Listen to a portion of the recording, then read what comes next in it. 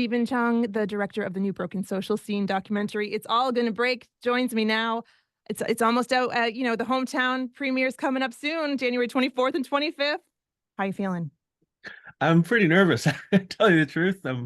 It's like I screened it in Dublin and London and Woodstock, and it's not a hometown crowd. So I'm gonna look out and I'm gonna know a good chunk of the people out there. So it's pretty nerve-wracking. But can you take us back again? Is this your first documentary This is my first documentary as a director, producer. as a Yes. director? Yeah, I've shot many as a cinematographer. So that's my Mhm. that's my day job. And this is the first one, and it's taken a long time. So here you So go. can so it's interesting because would you say this is actually the first film that you worked on, though, bringing you back to those super early days, or one of the earliest? Then when you Um, consider how far back the footage goes?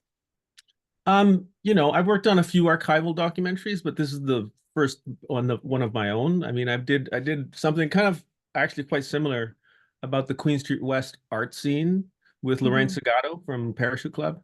And she was one of the first people to hire me to shoot a documentary, actually. So, at the end of her film, she says, the Queen Street art scene's still alive and thriving. It's just moved further west. And that's Mm. kind of exactly where our story takes place, is further west on Queen Street, where there was an outsider art movement. There was a ton of owner run, artist run art galleries around. And, that's kind of the world that we grew up in. We just went to art shows and music shows all the time. So can you bring us back to the start? Because we're going back, to the early 2000s, and this is like a really pivotal point in the band's creation, but also in music and technology in your life as well. So what got you kind of interested in starting filming? Did you know that there was something brewing? There's this kind of magical chaos that you managed to capture on film. Yeah, I mean, I guess I just started, I was a still photographer and working, in the fashion business, and then fashion led me to music. And, I've always loved music. Music is like music and pictures in my family. Those are the th top three, and they switch places depending on where I am at the time of what's the most important things to me in the world. So, I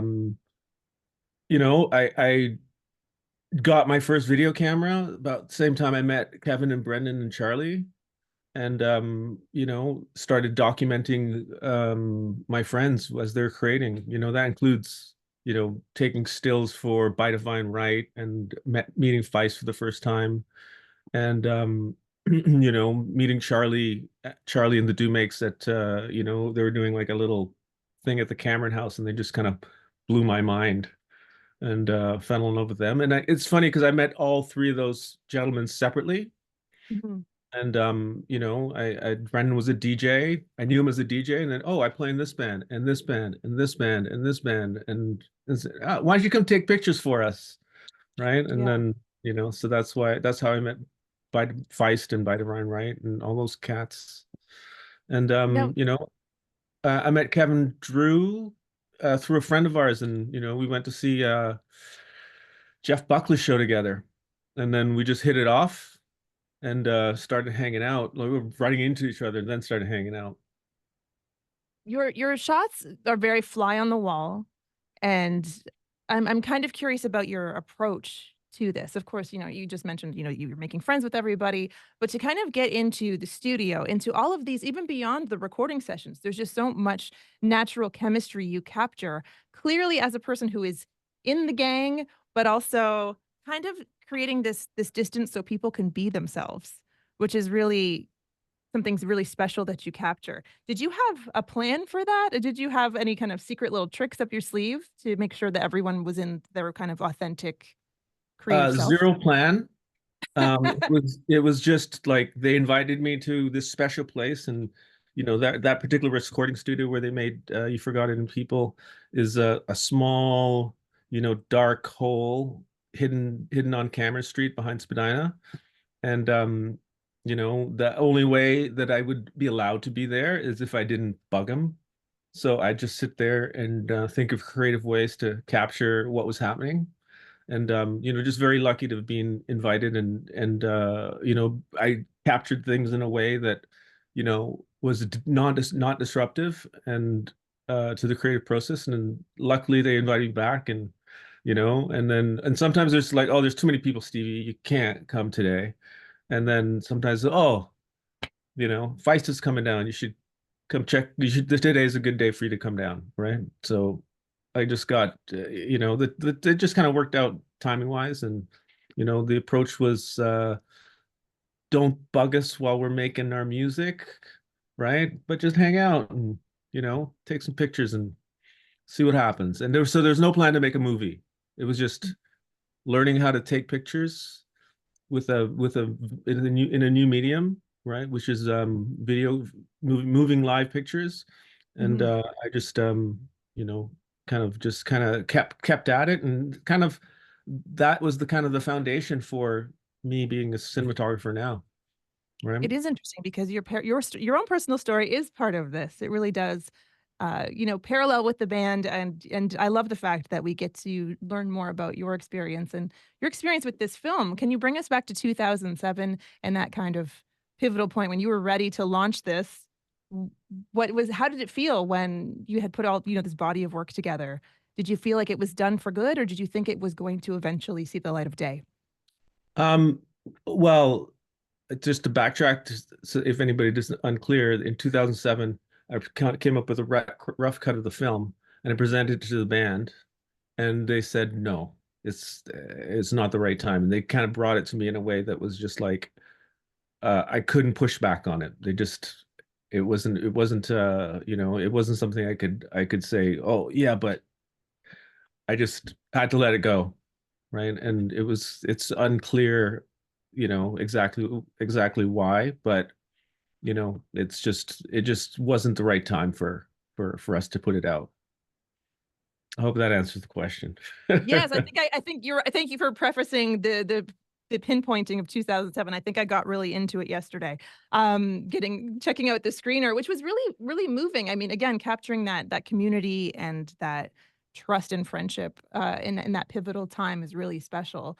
And I'm curious to know what got you kind of in the spirit of revisiting the footage over the past um couple of years.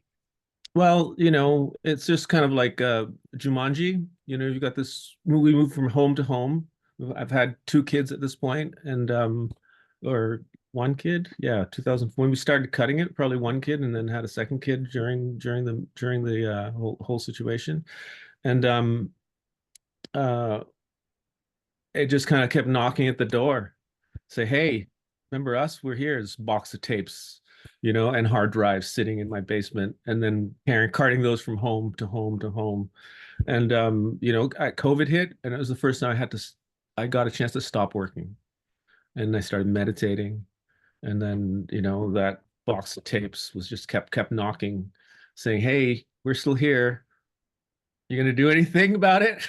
And so if I didn't finish it, if I didn't go move forward, and it would be just like a regret that I would have for the rest of my life. So I called Kevin, and he was in England in a bathtub, and I said, "Hey, I think it's time to do this thing." And he said, Yeah, "Yeah, I think it's about right time." And that was it. fantastic. Yeah, it was a 2-minute pitch. Can you tell us a little bit? So did you shoot on mini DV, I'm assuming, for the Yeah, majority of that the was movie? Yeah.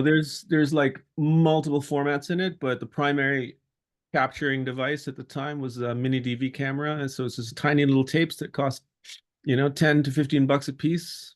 And for an hour of footage, and it was, easy and economical for us to do at the time. And kind of mini DV is the format that, changed, well, it changed the porn business. It made it it made it easy and accessible with little cameras, and the small cameras is part of the magic, right? Being Hmm. being able to sit there with a small camera and just like make yourself as invisible as possible, and then you shoot in those mirrors so that so the camera's not pointed directly at people, Yeah, the right? And then mirror work was really interesting, like using different kind of props and elements to really frame the shot. You have such a great eye, obviously. but Oh, it was a thanks. really beautiful way to kind of get the experience in a different perspective for sure. Yeah, and it's really like, something that I've used and used over the years, and it's just like if you're not putting the camera straight into somebody's face, Mhm. it's a big difference. So if you can stay further away from them and shoot with a long lens or use a mirror or go through something, it's not as intimidating for people when they're trying to do something special.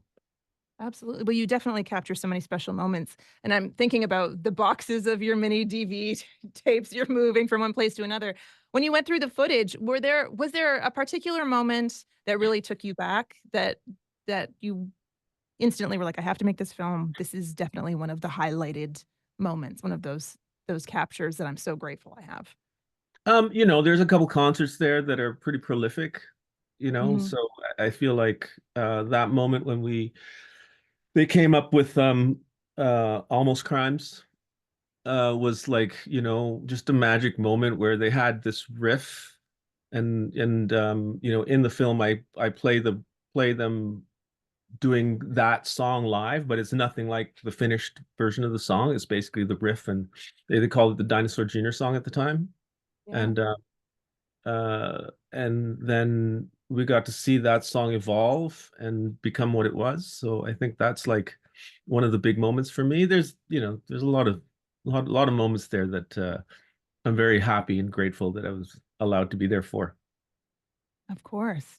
Well, now you're very much documenting the creation of You Forgot It in people. But then again, what about the song It's All Gonna Break really resonated with you as the title? Well, the band is, that's kind of like a song that really resonates with me and the band because, it always feels like everything's about to fall apart at any given time. And the chaos of that, the feeling of that chaos is just, the feeling that I felt while trying to make the movie, and the Mhm. band always felt trying to keep it together on the road or whatever they're trying to do. So that's the It's All Gonna Break just seems to be the fitting. All right. Well, before we go, again, It's All Gonna Break debuting Canadian premiere at Hot Docs January 24th and 25th. And I'm so excited to be part of that as well. Thank you so much, Stephen. Um, but I need to know, what is your favorite Broken Social Scene song? Oh, I guess the two that come to mind are kind of like under the radar. They're B-sides, or actually one's not released, only live. Jimmy and the Photo Call Mhm. and Do the 95. It's Do the 95. Yeah, do you know that track? No. Dig it out. Dig it out. Maybe that's the contest you run, is play that one and see if anybody knows it. They're a real fan. Okay. Clearly Yeah. I missed that. So wait, that's the It's a is that song called Do the 95, yeah. named after an incarnation. They did a couple shows under the banner Do the 95. Okay. Um, and it's basically them being a, 90s rock band, right? And I remember Brendan saying something like, "Oh, 90s rock band. I'm being in one. I don't want to do this again." But there he is being a 90s rock band with the boys. So Fantastic. Okay, well, thank you so much. I appreciate your time, and we're all gonna check out the film, and hopefully, will there be a bigger once the premiere is over? Will there be a bigger run? Do we know yeah, yet? there's going to be we're going to screen the film all across Canada in independent cinemas. So we're working on that right now, and I'll send you a list of the current dates that they're playing. So it's going to be turning up in some film festivals and and theaters all around North America and the world, hopefully. Amazing. Well, congratulations again. It's fantastic, and Thanks so appreciate you much. taking the time. Thank you so much. Thanks so much, Lana.